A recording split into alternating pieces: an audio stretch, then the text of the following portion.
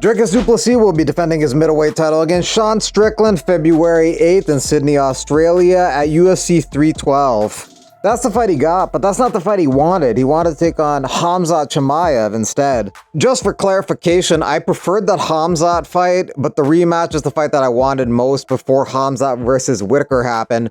I'm not happy with the UFC's decision, but like I said, I'll fight the man fans think is the best guy, and he was promised the fight, so Strickland it is. Literally nobody thought Strickland was the next best guy. I have to agree with you on that one. Enjoy while it lasts, my friend. February 8th to be exact, when you can't fluke a cut on Strickland. He beats you clearly. That number is going to look real nice next to your name. Maybe you can push for a Mava fight and earn that trilogy afterwards, eh? Okay, are you Strickland's father? Be honest. He's not going to love you, bro. The damage has been done. He ain't forgiving you. Sorry. Strickland got stem cells for the first time in his life for his motor accident last week. The belt is coming back to America. He should have got it in his brain many years ago. Khamzat will destroy you all. He can't even beat his own immune system.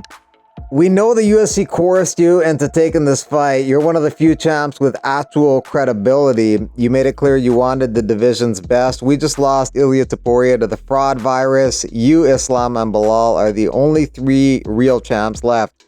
Agree, but not Bilal. He sucks. Some changes in the rankings after the UFC 310 card over the weekend. Kai Asakura lost in the main event against Pantoja, but he ended up entering the rankings in the number 14 position. Also entering the rankings at flyweight is Joshua Van after his decision victory over Cody Durden. Van outstruck Durden 165-70 in that fight. Durden gets kicked out of the rankings, as does Matt Schnell, to make way for Asakura and Van. People were impressed with Pantoja's performance, and he moves up 2 spots as a result of that victory. He moves up 2 spots in the pound-for-pound rankings to number 9 position. He's tied with Leon Edwards. Volkanovski moves down 1 spot to number 11.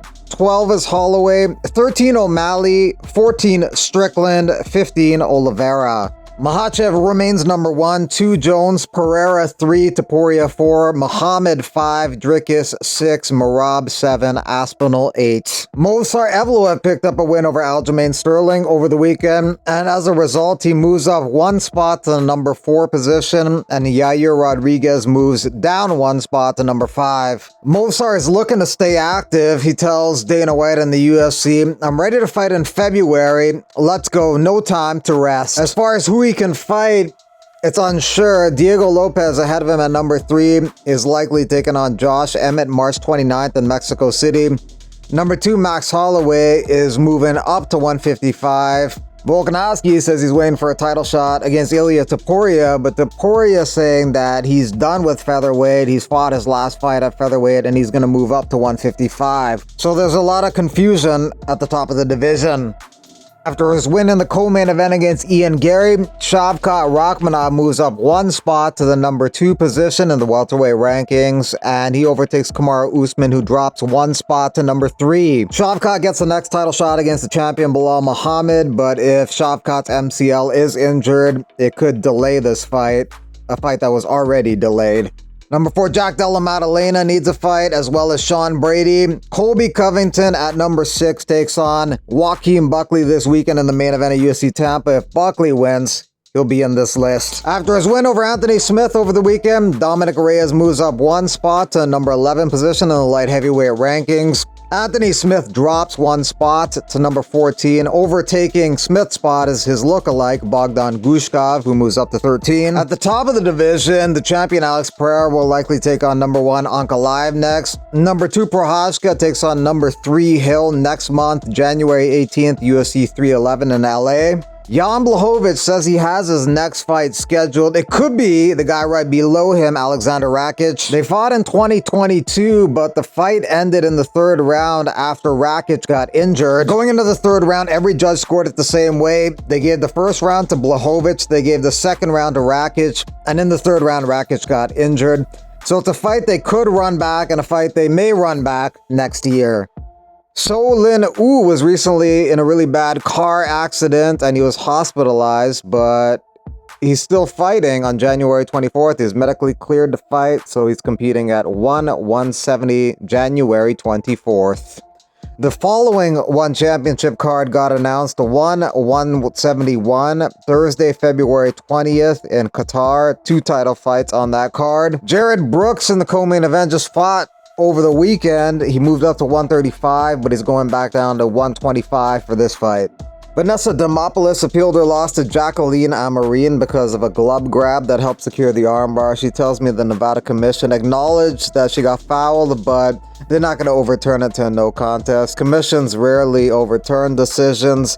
Only one that comes to mind is Chaz Skelly appealing a loss where the ref thought he was choked out, but he was not choked out. So he made an appeal to the Colorado Commission and they actually overturned it to a no contest, which was a little bit surprising. So maybe if something happens to you in Colorado and you make an appeal, they may look at it seriously.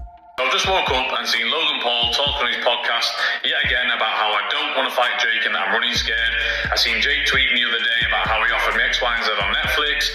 I just wanted to come in here and say that no one's running from that fight. I beat you once already, I handed you your first loss. The minute you stepped up and fought a real boxer, you lost, fair and square.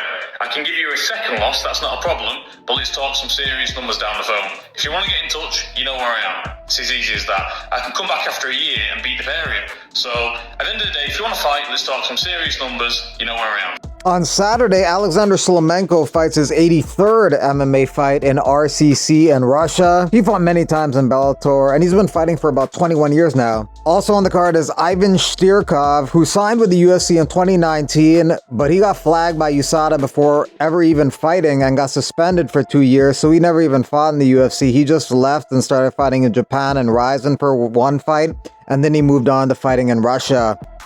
Ernesta Arcadi versus Nicole Cagliari, January 11th at the UFC Fight Night card at the Apex.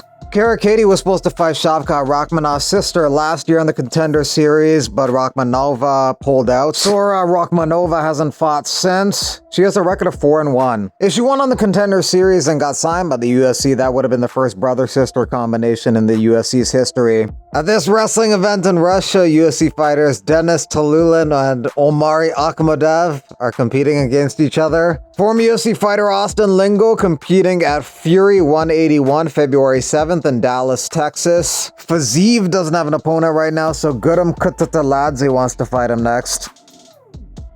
Over the weekend in Brazil, a fighter landed a similar knockout to Buckley, the one he landed against Impa Kasanganay. It was Cristiano Oliveira who got the KO.